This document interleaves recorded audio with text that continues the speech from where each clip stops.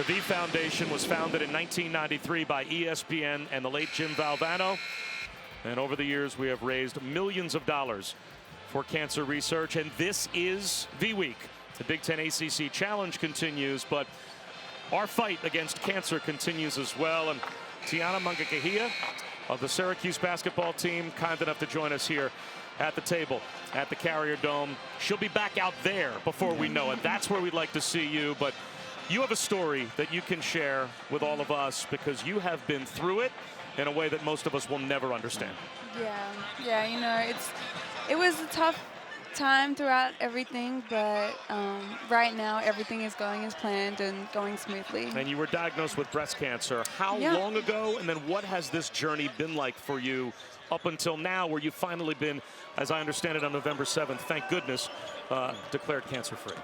Yeah, so I was diagnosed in June, the beginning of June, and then, so it's been about 5-6 months, and throughout that time, a lot has changed in my life.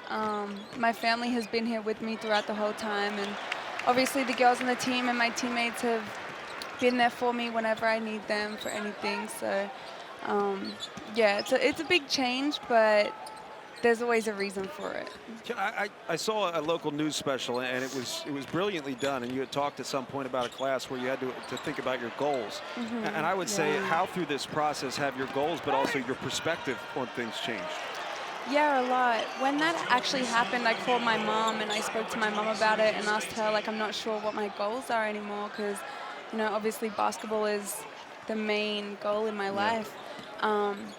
And, you know, she just advised me that just to think about getting healthy and just to think about the positive things and not only basketball but schoolwork and just really like focusing on myself. Yeah, and then when you think about, this is Jimmy V Week, when you think about Jim Valvano, you think about Stuart Scott, even what Jim Boeheim went through, the influence, the inspiration, do you feel a sense of responsibility? Because I saw the way your teammates responded to you, and that to me was as powerful as it gets. Yeah, definitely. You know, because of what I've gone through, I do feel responsible for, you know, letting the girls know what I've gone through and that you can really get through anything and just keeping positive no matter what. You know, this season so far for us hasn't gone as we wished, and it's just the beginning for us, so really just sticking through to the end and pushing hard and keeping your head up no matter what. Tiana Mangakahia joining us here as we continue our coverage of Iowa and Syracuse, the Big Ten ACC Challenge here at the Carrier Dome. You're a first-team All-ACC player, and now you have to go through this.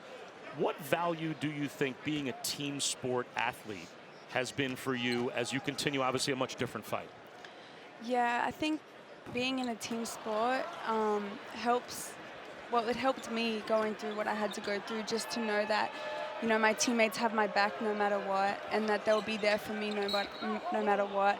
And really just knowing that after all of this, I can get back on the team and just be with them again keeps me motivated just to be back on the court and playing and do what I love to do.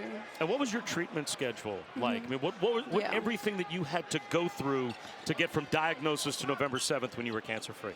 Yeah, so I had to, a lot of tests and scans, and then chemo started July 5th, and that was once every 2 weeks on a Friday. So then that was for 4 months. So it was 8 treatments I had to go through, Now, how did it feel when you were able to get jumpers up again? Jump shots? Just get some jump shots. You know, I actually continued to play pickup throughout Did chemo. you really? Yeah, with the girls. So I continued to do that until I had surgery. And I still haven't been able to shoot since surgery. So, but yeah, no. During chemo, the girls still asked me to come play pickup with them, and it was great. So. Wow. Yeah. You expect your future in basketball in the near future to be, and you know, even before we get that, take us through some of the pictures that we're seeing here, because obviously you were pretty open about not only allowing the cameras to take us through your journey, but also your last day of treatment. Your teammates were there to celebrate that with you. Yeah, it was an amazing feeling. I just can't explain the amount of support I've had here at Syracuse University, and I don't know what it would have been like anywhere else. And I can't thank everybody enough for all the support and love that I've been getting since finding out this news. We see a lot of smiles in those pictures, in those videos. Where does that come from? I mean, when you go through so much, where does that come from? Does it go back to the team? Does it go back to feeling a sense of responsibility to win, right? Yeah, definitely. I also think that I don't like to be sad, and I don't like to be down. Yeah. And so just keeping positive and keeping a smile on my face even helps me in tough times. And, you know, Well, I it always helps a lot of others, too. Right, and I Really always helps a tell lot my of others. Mom, if you get sad, go to the other room. I don't want to see it. Well, we've raised over $250 million over the years for research grants, for continuing the battle that Jim Valvano fought so courageously, and his legacy is going to live on forever as long as everyone here at ESPN has something to say about it. And you can help Tiana. You can help everyone that is going through the battle that she went through by joining ESPN and the V Foundation in the fight against cancer. Just visit v.org/donate. That's v.org. You can see it on the screen there, /donate. All donations benefit the V Foundation for cancer research. And hopefully it helped you during your battle to know how many people were out there, were behind you, how everyone at our company, certainly over the years, is inspired to hear your story, because we all hope that it's just proof that we're doing something to help.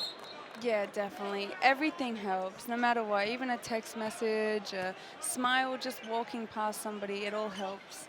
You also mentioned something while you were in the you were at a grocery store and you almost lost your shopping cart. Was that what it was?